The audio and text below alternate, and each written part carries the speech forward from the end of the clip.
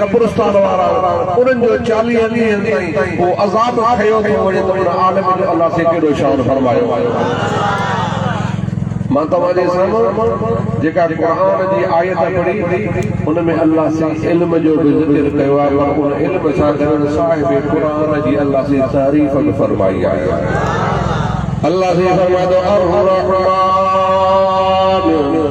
अल्लमल क़ुरान खलक़ल इंसान अल्लमहुल बयान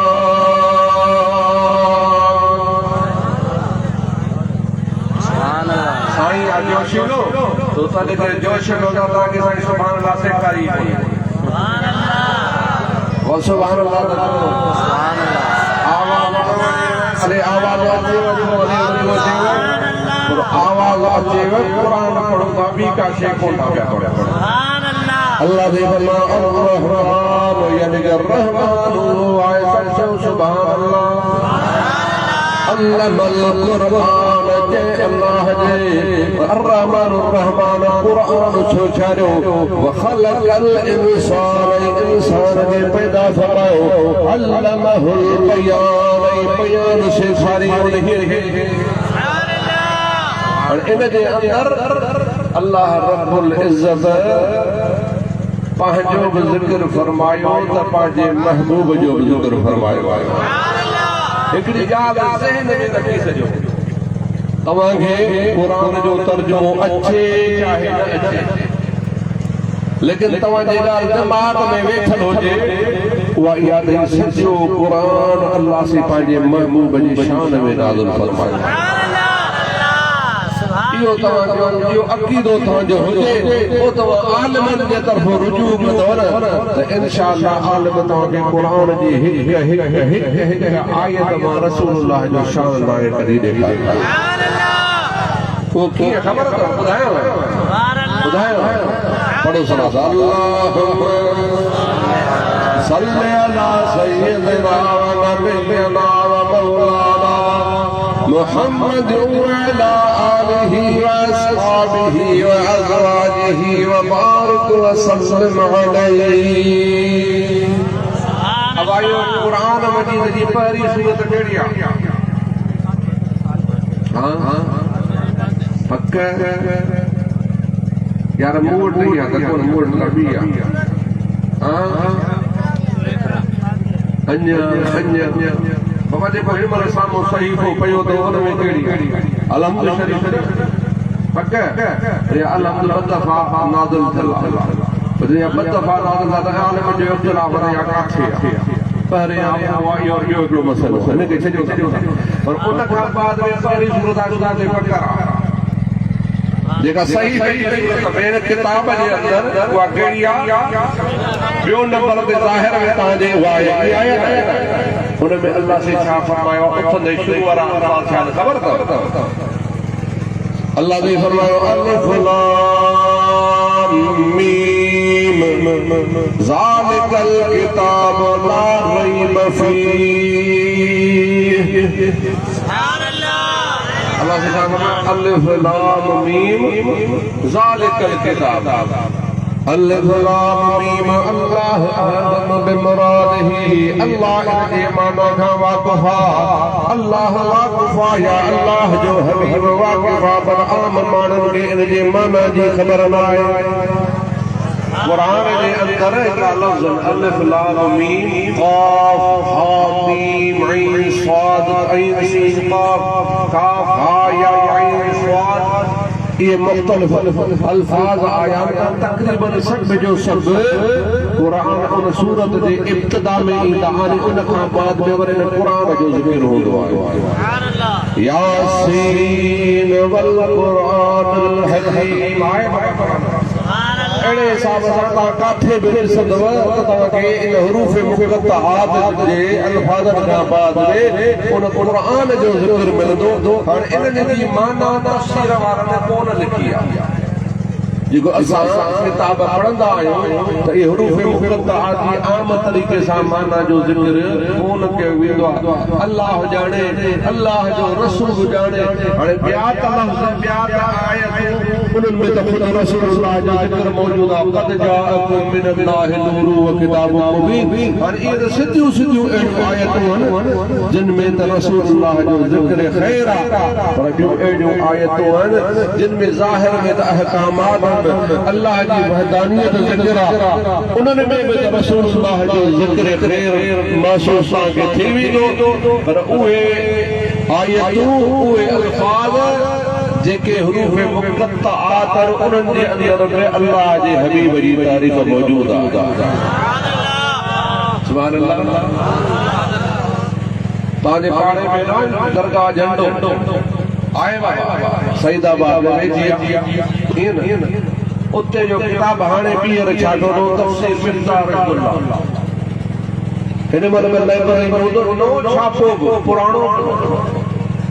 उन्हनि नए छापे में भी इहा साची माना लिखी पई आहे। सुभान अल्लाह। अलिफ लाम मीम माना छाए तफसीर मिफ्ताह रहमतुल्लाह वालों के तो जो अलिफ मुरादा अफदैतुल या रसूल अल्लाह यानी कि ओ मिठड़ा मोहम्मद करीम मानो के सजो जहान दई छयो अफदैतुल फिदियो करे चलिंदो के पांजो मुल्क पांजो जहान पांजी खुदाई या रसूलुल्लाह सजो जहान मा तो के अता फरमाए। सुभान अल्लाह। अलिफ मुराद अफदैत मुल्की या रसूलुल्लाह लौला लाम मुराद जाए लौला लमा लौला लमा खलक़तुल अफलाक ओ मिठड़ा मोहम्मद करीम जेकर तोखे पैदा न फरमाया ते जमीन आसमान पैदा न फरमाया। मीम मुराद जाए फरमाया मिल्लल अर्श इला तहत सरा कुल्लुहुम यतलबून रिदाई व अना अतलबु रिदाअक या मोहम्मद। मतलब जाए मतलब आदो बेटा महबूब दुनिया जे उन तख्त का वठी करे अर्श मौला ताई जेका ब मखलूक हुआ सब अल्लाह की रजा कामया पर मुजा महबूब मां चाहे तो तू राजी थी। सुभान अल्लाह। अदा हाणे ज़ाहिर में तमन्ना आलम ने साडा अल्लाह आलम मादी जी माना जी खबर अल्लाह के तो आरिफ वो जेके बुजुर्ग हैं जिन जा दिल रोशन है वो लफ्ज़ मा आमना जे लाल जी तारीफ कढन था। अल्हम्दुलिल्लाह उन हिसाब से खुश नसीब हुए वालिदैन खुश नसीब हुए वालिदैन खुश नसीब हुए उस्ताद जिन हुए शागिर्द पढ़ाया वो वालिदैन अल्लाह जो आसरो रही करे उन्होंने पांच बचड़न के मदरसन के हवाले कयो ऐं अज उन जा बचड़ा आलिम भी थिया हाफिज भी थिया तवा के मां उहा हदीस ॿुधायां जेका असां जे ॾाढे साईं रहमतुल्लाह अलैह ॿुधी करे हज़रत शेर मुस्तफा के मदरसे में सुभान अल्लाह। लाजमी वासा रोज मानो असा जो ताल्लुक दरगाह हजरत पीर सिंह कांगारे सा हजरत पीर सिंह बकुरे नबी रहमतुल्लाह अलैह जे वक्त का पीर सिंह रोज रहमतुल्लाह अलैह सदन साहब पीर सिंह तजल नबी रहमतुल्लाह अलैह सिफतुल्लाह शाह सैयद सिफतुल्लाह शाह जो साहब जादो पीर सिंह बकुले वाले वो पीर से बंगले वाले का असा जावदा मुरीद था वो पीर से बंगले वाले जो वर साहबजादो जो पीर से तख्त वाले वर पीर से तख्त वाले जो साहबजादो थियो सैयद शाह मर्दा शाह ऐं बियो पीर से तजर पीर से माफे गणी बस साहबजादा शाह मर्दा शाह जो वर साहबजादो थियो हजरत पीर से सूर्य हुसैन रहमतुल्लाह अलैह हजरत सूर्य हुसैन जो साहबजादो जो शाह मर्दा शाह समझो था वला में शाह मरना शाह मुफलसो बेजर नमी मानत अगर मानत शबे मानत शबे दीगर नमी मानत याद रख जाओ शायर हजरत पीसे कोट गणी शाह मरना शाह जला शेर जेको उन जे मथा में सादिक होयो त पीसे छत्र वारे जे मथा में सादिक को सागो टूटा पाण फरमाए तो ओ बुजुर्ग जे तो शाह मरदा शाह जो जेको नौकर होंदो वो भींगियो सुनियो हूंदो ई नाहे पर जेकॾहिं ख़ुदा न ख़्वास्ता उहो सुञो हुजे त रुॻो हिकिड़ी राति लाइ हूंदो आहे ॿिए ॾियारे ते उहो बि अमीर बणिजी वेंदो आहे। इहो त ॾिठो हूंदो न बाबा पीर सिंह सेंटर वारे खे तव्हां ॾिठो हूंदो त पीर सिंह सेंटर वारे वटि माण्हू ईंदा गोॾियूं ॿधी उहे पेरनि में चपल कोन हूंदी कुझु ॾियारा ख़िदमत में गुज़ारींदा उन खां पोइ सागाई वरी लैंड किरोदर ते चढ़िया वापसि पिया विया।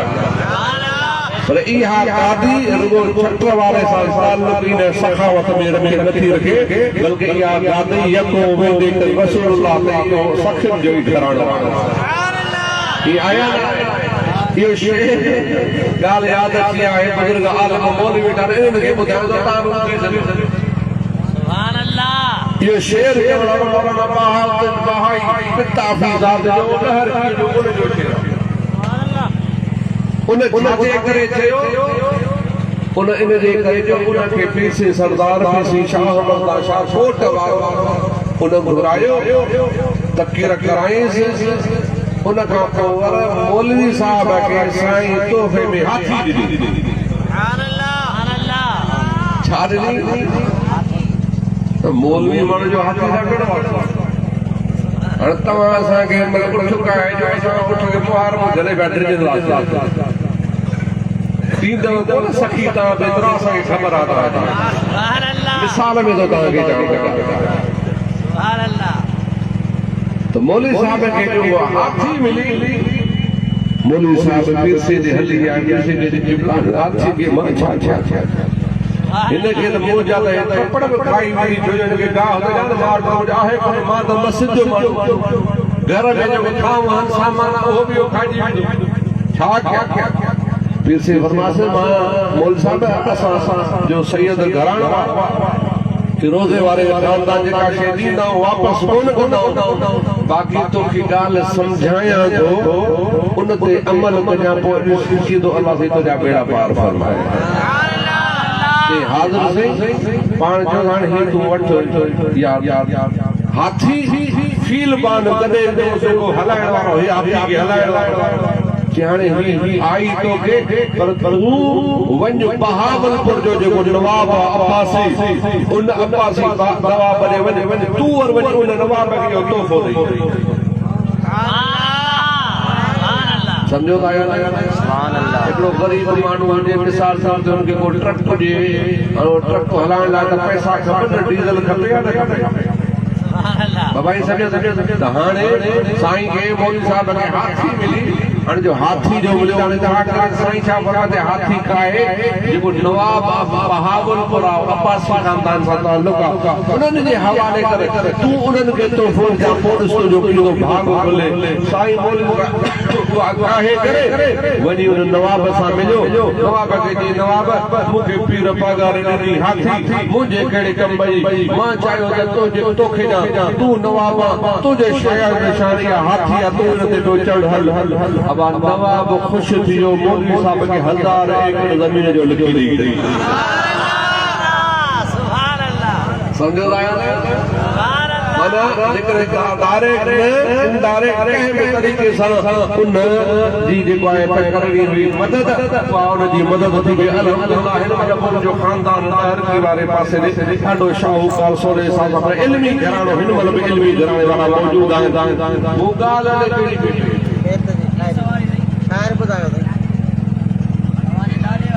सलात अल्लाह सल्ले अला सय्यदना व नबियना व मौलाना मुहम्मद व अला आलिहि व अस्हाबिहि व अज़वाजिहि व बारिक व सल्लम अलैहि। मां ॻाल्हि में कई त असां मुरीद त पीसी कोट वारे खां आहियूं पीसी बंगले वारे पर पोइ उन टाइम ते त मदरसो बि कोन हो जेको हाल हो फ़क़ीराणो पर ही जेको जामिया राशिदी आहे पर मदरसा कादरिया जे नाले सां साईं सूर्य साईं रहमतुल्लाह जे वक्त में पोइ सूर्य साईं जे वक्त में थोरो इनकलाब अची वियो। उन खां बाद में जीअं मौजूद जेको आहे गादी बहाल थी, पीसी 56 वारो 1952 में पहुंचो, जमायत जो 54 में लोढ़ा नथा त वापसि वञी करे उस्ताद मौलवी मोहम्मद सालिह रहमतुल्लाह अलैह मदरसतुल क़ादरी ऐं परबीर जारी कराए करे उन में शागिर्द अचण शुरू थिया। उस्ताद मौलवी मोहम्मद सालिह रहमतुल्लाह अलैह जो असांजो पढ़ ॾाढो मुंहिंजे वालिद मोहतरम जो ॾाढो अलहाज हाजी कादर दाद रहमतुल्लाह अलैह उहो दोस्त हुयो, जमायती हुयो, ॾाढो कादर दाद तमामु घणो उहो दरगाह शरीफ़ ते ईंदड़ वींदड़ हुयो। तो कुदरत मुंहिंजे ख़ुदा जी हिकिड़े ॾियारे ते ॾाढो असांजो रस्ते सां वञे पियो। त पोइ मौलवी साहब तक़रीर पियो करे, उन तक़रीर में चए पियो त अल्लाह रब्बुल इज़्ज़त जॾहिं महशर जो मैदान बर्पा फरमाईंदो त उन महशर जे मैदान में हिकिड़ो माण्हू हूंदो जंहिंजे हिन मथे ते हिकिड़ो ताज पातल हूंदो। उहो ताज सिच खां वधीक रोशन हूंदो। माण्हू महशर वारा वो पुछंदा इलाहल आलमीन इहो कहिड़ो नबी आहे, कहिड़ो रसूल आहे, कहिड़ो तुंहिंजो बुज़ुर्ग बानो आहे। अल्लाह रब्बुल इज़्ज़त फरमाईंदो न इहो नबी आहे, न रसूल आहे, न गौस आहे, न कुतुब आहे, न अब्दाल आहे, कुझु कोन्हे। मुंहिंजा मौला जेकॾहिं कुझु कोन्हे पोइ हुनखे हेॾी तो जेको आहे अज़मत छो ॾिनी आहे, हुनजे मथे जे मथां ताज सोनो जो छो ॾिनो आहे। अल्लाह रब्बुल इज़्ज़त फरमाईंदो इन जे करे जो इन मां अल्लाह जे कलाम क़ुरान खे पंहिंजे बच्चे जे लाइ वक़्फ़ फरमाए छॾियो। पंहिंजे बच्चे खे इन क़ुरान पढ़ायो हुयो। उन क़ुरान पढ़ाइण जे करे अल्लाह जो इनाम फरमायो जो क़यामत में उनखे सोने ताज सां अल्लाह से मुज़य्यन फरमाई। हाणे अॼु अल्हम्दुलिल्लाह जिन जा बच्चा क़ुरान पढ़िया, बाक़ी मां ॾिसंदुमि उन्हनि खे ज़रूरु उन्हनि जे मुंहं में ॾाढियूं हिकिड़े खे मुंहिंजे मदरसे में हिकिड़ो शागिर्द आहे, उन शागिर्द जो पीउ कॾहिं बि मुंहिंजे साम्हूं न ईंदो। माशाअल्लाह शागिर्द खे हेॾी ॾाढी तो पीउ मुंहिंजे साम्हूं न अचे। हिकिड़े साम्हूं जीअं जो थियो ॾे हवाल कहिड़ा अल्हम्दुलिल्लाह तो मुंहिंजो परे परे तो टई छाजे लाइ ॾिसी बसि ईअं त मां ॾिसी करे चवां तूं यार ख़्यालु कर तुंहिंजे पुट खे हेॾी ॾाढी आहे ऐं तूं ॾाढी कूड़ियूं थो वरिते। मूंखे थो चए साईं इन ई करे त तुंहिंजे साम्हूं कोन ईंदो आहियां। अदा क़ुरान इंशाअल्लाह तव्हां असांखे इहो क़ुरान जी इंशाअल्लाह शफ़ाअत मिलंदी। इहो क़ुरान तव्हां असांजी शफ़ाअत कंदो। इहो क़ब्र में बि साणी, हशर में बि इंशाअल्लाह साणी। हशर में त तव्हां असांजे दादा रसूलुल्लाह वेठो ई वेठो आहे। ये आया पर हाणे ॾिसो न हिन बचड़े जे करे हिन अल्लाह जो हबीब फरमायो त हिकु क़ुरान वारो हाफ़िज़ क़ुरान जेको आलिम हुजे, हाफ़िज़ हुजे, बा अमल हुजे, उहो हिकिड़ो हाफ़िज़ 7 पीढ़ियुनि जी मग़फ़िरत फरमाईंदो आहे। 7 पीढ़ियूं हिकिड़ो हाफ़िज़ तव्हांखे ठही आहे, पोइ त तव्हां असांजे मथां बि लाज़िम आहे त उन क़ुरान जी बि लॻ रखूं त साहिब क़ुरान जी बि लॻ सलात पढ़ो सलात अल्लाहुम्मा सल्ली अला सय्यिदिना व नबिय्यिना व मौलाना मुहम्मद व अला आलिहि व अस्हाबिहि व अज़वाजिहि व बारिक व सल्लिम अलैहि। साईं अगारो वेठे हदीस पाक तव्हांखे पढ़ाई ऐं साईं वेठे माशाअल्लाह इल्मी नुक्ता बयान कया। मां त एतिरो आहियां कोन वरी वॾड़नि जे सदके पिया हलूं असां, पर हिकिड़ो मूंखे नुक्तो यादि अची मां तव्हांखे ॿुधायां थो, थोरो सम्झिजो। सम्झो था यार बाबा वॾेरनि खे ॾिसी कंहिंखे वॾेरनि खे ॾिसी उन्हनि जे ऐश इशरत खे ॾिसी अल्लाह खां गिला न कजो। सम्झो था यार मौला हुनखे ॾिनो अथई असांखे कोन ॾिनो अथई। माण्हू कॾहिं कॾहिं कंदो आहे न, दुख कंदो आहे न, कॾहिं कॾहिं ॾिसंदा न कोई साइकिल जो सादो भली गाॾी में पियो त मौला अहिड़नि खे बि ॾिनी बाक़ी असांखे लॻे थो तव्हां कोन चवंदा तव्हां सफ़ा सखी आई। चवंदा पर याद रखिजो तो ये अल्लाह को खिला ना है जेतिरो तो के ज़ाहिर दुनिया में थोरो उन हिसाब सां पुछणो नथो सुभान अल्लाह वो वज़न करे थोरो हिसाब कदरे गुस्सा जेतिरो माण्हू थुल्हो जेतिरो वॾो कदर उन हिसाब सां उन जो मसइलो थींदो जेतिरो अल्लाह जा हुनजे मथां इनामात हूंदा उन हिसाब सां हुन हिसाब किताब थींदा जेतिरो हुनजे मथां दुनिया में सख़्सी हूंदी तंगी हूंदी उन हिसाब सां सुवाल जवाब ई घटि बाबा इहा ॻाल्हि सम्झ में अचे थी या नथी अचेव पक सम्झ में अचे थी न हाणे अॼु तोखे मां हदीस पाक ॿुधायां पोइ तोखे बुखारी जी पहिरीं आख़िरी हदीस जी तदबीक ॿुधायां इहा जेका बुखारी शरीफ़ जी पहिरीं हदीस आहे इन पहिरें तव्हांखे एतिरो वादन हदीसुनि जा क़िस्म हूंदा बसि उहो सम्झो ये तामान में क़िस्म ज़ात मुख़्तलिफ़ रंग मुख़्तलिफ़ शक्ल हिक में ज़्यादा मिलंदी कोन्हे आया इन इल्म जे हिसाब सां कुझु शयूं जे हदीस में जा बि क़िस्म रिवायत जे हिसाब सां मतन जे हिसाब सां क़िस्म हूंदा ही सही किताबा सही में हदीस मौजूद आहिनि पर उन में कैटेगरी मौजूद आहे पहिरीं हदीस उहा हदीस रिवायत जे एतबार सां ग़रीब आहे हाणे तव्हां चयो ग़रीब कहिड़ी अमीर छो कोन्हे इन ॻाल्हि खे तव्हां छॾियो जो मानो ग़रीबी सम्झो वर जेका आख़िरी हदीस आहे उहा रिवायत जे एतबार सां ग़रीब आहे हाणे सम्झ में ॻाल्हि अचे थी हदीसूं पंहिंजे जॻह ते इन में इमाम बुखारी तदबीक़ूं कयूं आहिनि ॿ मिसाल ॿिनि खे गॾु कयो आहे हिकिड़ो इहो त पंहिंजो जेको पहिरो अमल आहे उनजो इख़लास नियत जे हिसाब सां इन्नमल अमाल बिन्नियात जो ज़िक्र कयो आहे त बाबा मुंहिंजी बि नियत भली आहे जंहिंजे करे मां हीअ किताब तव्हां लिखांदो पर आख़िरी हदीस में उहा बि जेको आहे उन में उन साॻी जेके अमल करे आयो उन्हनि अमलनि जो हाणे तौर थींदी इन में तुंहिंजी नियत केतिरी साफ़ हुई केतिरो तुंहिंजो छा हो पर इन सां गॾु हुन हदीस ग़रीब जे हिसाब सां उन में वरी इहा तदबीक़ आहे मुंहिंजो महबूब फरमाए थो त इलाहल आलमीन मूंखे ग़रीब रखजांइ ग़रीब में रखजांइ जहान छॾाए त कॾहिं बि मां ग़रीब हुजां उथण महिल बि मां ग़रीबनि सां गॾु उथां समझ में ॻाल्हि अची वई तंहिंजे करे अहिड़ो कंहिं बि क़िस्म जो फिक्र न कंदा कयो जेकॾहिं का शइ नथी मिलेव उहा तव्हांजे हिसे में न आहे त सम्झो त शुक्र जो न आहे क़यामत जो ॾियारो थींदो जॾहिं अमल तुरंदा जॾहिं माण्हुनि जा हिसाब किताब थींदा जंहिं माण्हू जो घटि खां घटि हिसाब हूंदो जल्दी हुनजो हिसाब ख़तम थींदो हू चवंदो इलाहल आलमीन जे एॾो भलो कमु हो त क़यामत पोइ दुनिया में जेको थोरो घणो ॾिनो ई सो बि न ॾे हा इन जे करे अॻो पोइ जे मां हिसाब किताब खां बची पवां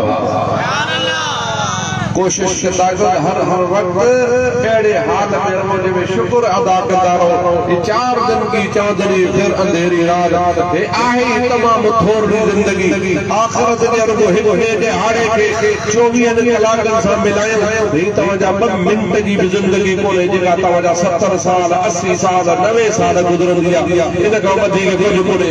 अबदी ज़िंदगी अॻे पई आहे बसि एतिरो आहे त हीअ दुनिया जेको दारुल अमल आहे हिन में थोरो कमाईंदो त इंशाअल्लाह अल्लाह से तव्हांखे हितों जे बदिले में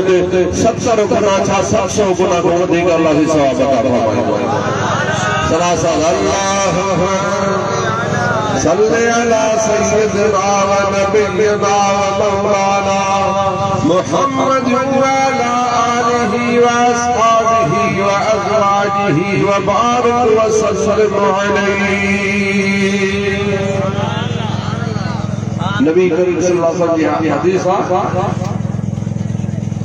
सुभान अल्लाह सुभान अल्लाह बुधन चाहिए सुभान अल्लाह न कोई बुधन चाहिए सुभान अल्लाह बच्चा पढ़ाई तो ले कोई पढ़ाई अल्लाह रब्बुल इज्जत जॾहिं रसूलुल्लाह साहब मुखातब थिया त पहिरो पहिराई अल्फाज़ इक़रा बिस्मि रब्बिकल लज़ी ख़लक़ सुभान अल्लाह ओ मुझा महबूब पढ़ छा पढ़ो मुझे अल्लाह जो नालो पढ़ो जंहिंजो मतलब इहो आहे त अव्वल में आहे कहिड़ी शइ इल्म आहे रसूल जा फरमायो इल्म मोमिन जी विञाइण जी रास आहे कुन आलिमन औ मुतअल्लिमन या त आलिम हुजे या छा हुजे शागिर्द हुजे या पढ़ या पढ़ा टी का सूरत हाल न हुजे छा उतलबुल इल्म मिनल महद इलल्लाह इल्म हासिल कर काथा ओ पिंघे खां कब्र ताईं अच्छा एक ॻाल्हि ॿुधायो चवंदा त बाबा जॾहिं मरंदासीं जन्नत में वेंदासीं 70 हूर मिलंदो इहो पक अथव अदा ॿुधायो हाल ॿुधल अथव छा जॾहिं मरंदासीं जन्नत में घड़ियूं मिलंदियूं घड़ियूं ॾाढे ॾाढे घड़ियूं 70 ईअं हिकिड़ो लालो जेको पका कोन ये बटे खुद कुछ बीमार थिया ये बम वधी करे बाबा पंहिंजो पाण खे बीमार न थिया ऐं 100-200 मुस्लमान बीमार थिया पर चवनि छा काॾे जन्नत में था हिकिड़े हमरा बम वधा पंहिंजो पाण खे हाणे मरण थो वञे वो जो फ्यूज उनके किल्प कजे इन जे लेके फाटी पवंदो पर खाटो कोन भव में पाण बेहोश समझो दा बेहोश थियो त माण्हू खणी करे अस्पताल छॾे आयासीं अस्पताल जो छॾे आयासीं उते डॉक्टर सुइयूं बुइयूं हयसि नर्सूं मथो बीठसि हमरा होश आहे होश जा अखियूं जो खोले इन जे लेके हाणे मार थी वियो ख़तम थी वियो हे हाणे जन्नत में पियो आहियां नर्सूं मथो बीठो त ॾिसी वञे त तव्हां ॿ हू बीठो बाक़ी 8 हू काथे